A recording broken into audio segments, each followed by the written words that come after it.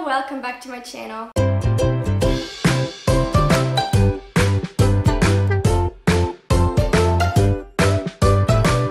In today's video, I just wanted to take a second to rant a little bit, okay? Because I've been cultivating recently a list that I've noticed in books of things that I just don't like.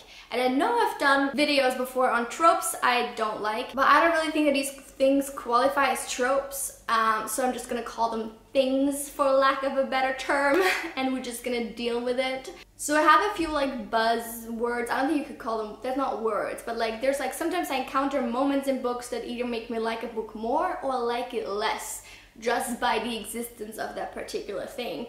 And there's several that make me like it less. I haven't yet thought of a list of things that make me like it more, but if you want to see that, let me know and I'll exercise my brain cells a little and think of something. The first thing that I would really like it if authors put a stop to in books are extended travel scenes for no apparent reason.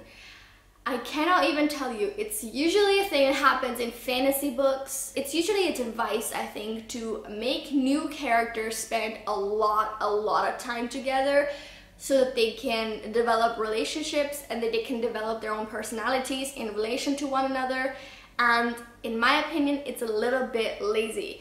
It's very convenient, obviously, because if they're all traveling in like a caravan together somewhere through the desert, they're gonna spend so much more time together than if they were just like in a city, each doing their own thing, right?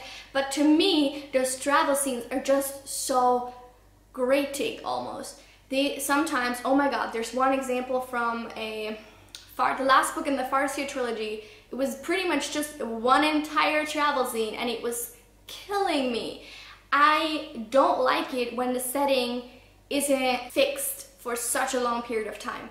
I like settings to be like thought out and creative and, you know, contribute something to the story, but if all your characters do is travel, the settings don't really come into play as much. Sure, they might encounter different settings, but they're usually not described in great detail and they usually don't play a big role because they're only there for a day and a night or something like that, and it's really disappointing. And I'm just gonna be honest, I just get bored reading about people riding through the desert and complaining about their butts hurting and like being thirsty and hungry all the time, and I'm like, this again, please stop it.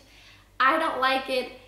Please stop putting this in so many books. Name one fantasy book that doesn't have an extended travel scene. Maybe like the Stolen Songbird trilogy, it just came to mind. But other than that, I can't, it's too much, stop it, please. The second thing is most, I guess, rampant in YA books, and again, probably mostly fantasy, but not only fantasy, it's actually kind of like just in general YA books, are things happening way too quickly.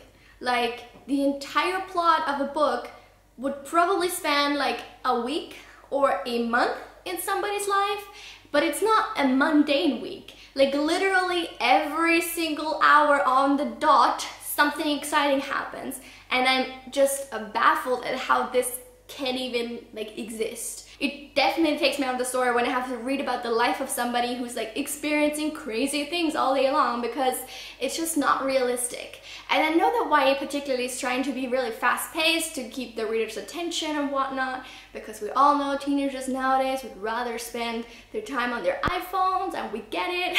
But you don't have to make everything happen on the same day. It's super easy to just write like, and then like a few days later or a week later, or then they did this for like an extended period of time, and like it takes a sentence, that's all it takes to at least extend the time a little bit. But when it's so obvious and it's all happening in like one day and like one thing after another, it drives me crazy. And I know it's petty, it's such a minor thing, and I'm sure I'm the only one who's even at all bothered by it, but it bothers me, so please stop. I somehow unintentionally like spread this out over genres a lot, because the next thing is definitely a contemporary genre issue that I have, and that is any kind of cheating on spouses or partners or boyfriends and girlfriends and then making excuses for it.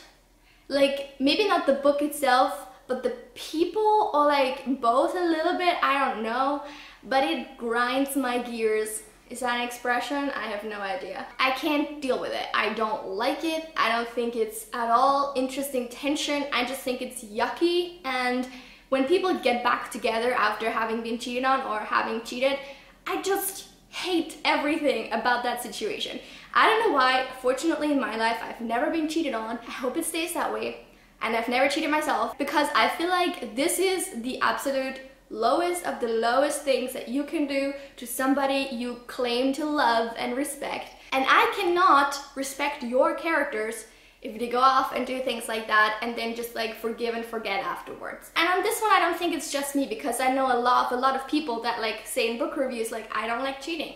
I don't like reading about cheating. It's not okay. Like, stop putting this in books. And I'm not saying don't put it in a book to like discuss it critically. Like, sure, do that. But I don't like it when it's just like almost incidental, like on the side, like they just happen to cheat and it's just not even worth any further attention. It just drives me crazy. I don't like reading about it, and I will not like your characters regardless of what other heroic acts they do when they're a cheater. To me, that makes them unredeemable, so I'm sorry. The next one is also probably more common in contemporary just by the nature of like the topics I usually talk about, and that is fucked up family dynamics that are presented as okay.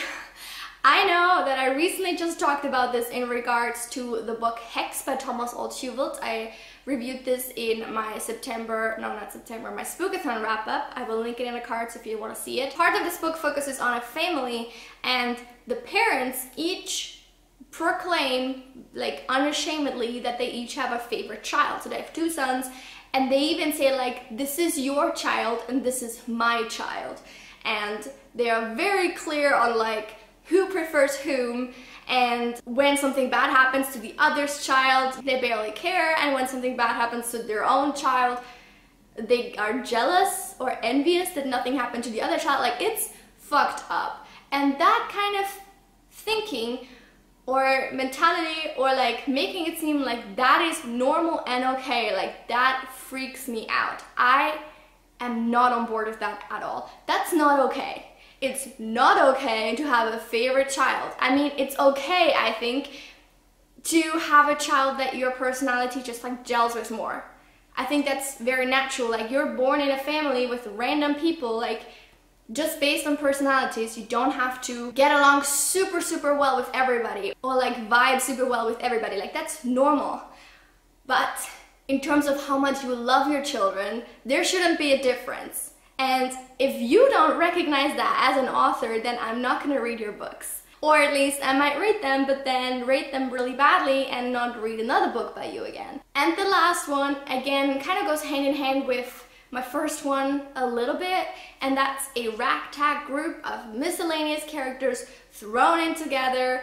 And again, this is usually something that happens in YA fantasies because, again, it's a really lazy device to bring out your characters' personalities. You basically just slap like 3 to 5 personality traits on each of these names that you've just come up with, and then you have them just like interact in like a friendly setting and thereby like get exposure on like their personality traits. Sure, it's much more difficult to do it if you only have 1 or 2 characters, because they won't have so many people to interact with, and it's going to be much more difficult to showcase their personalities. But it also is so much more realistic, so much more subtle, and you just need a lot more talent to do it, which is usually why less talented authors, I think, make use of this mechanic. I think also part of the issue is that a lot of YA readers love this kind of setup because they can like pick and choose kind of who fits their own personality the best, or who fits their own ideal personality the best, and they like connect with that person. And the more characters you have, the obviously broader the spectrum is of people that can connect with a character in your book, right? It's very logical. But as an adult reader, I can't help but look at this critically, and I know I'm not the target audience, so I'm not claiming that they should change it for me, but I also just feel like in general, you could do this better. I had honestly much rather that the author spend time and energy and like thought on creating, I don't know, 2 to 3 well-rounded characters instead of Googling like fantasy name lists and like picking 10 random ones and then just throwing them all in there and then each get exactly one personality trait or like one stereotypical role, and it's very formulaic and honestly boring. Again, this might just be me, but whenever I see this in the book, like a list of names, it's just like listed like A and B and C and D and E, and they're all doing like in the same group and they're all like doing this together, and I'm like, already I don't care. Already I know that they're all gonna be extremely bland and they're probably gonna be matched up with one another because, oh my god, we cannot end a YA fantasy novel without everybody having a love interest. Like, that's literally impossible. So yeah, and that is it for some of the things that I hate seeing in books. If you want to see a part 2, let me know, because I could probably go on about this topic forever. And also let me know what is something that you hate seeing in books. It doesn't have to be a trope, but just like something, like some random thing like I had said today. That's why I call them things very creatively. Let me know what you hate and what kind of turns you off instantly when you encounter it in a book. Please don't forget to like this video and subscribe to my channel for no videos. That would be very sad. Like, please subscribe, but I'm not gonna upload, so do it though. For new videos every Tuesday and Friday and sometimes Sunday. And in the meantime, check out some other videos I recently did. I will see you very soon with another one. Until then, have a lovely week. Bye!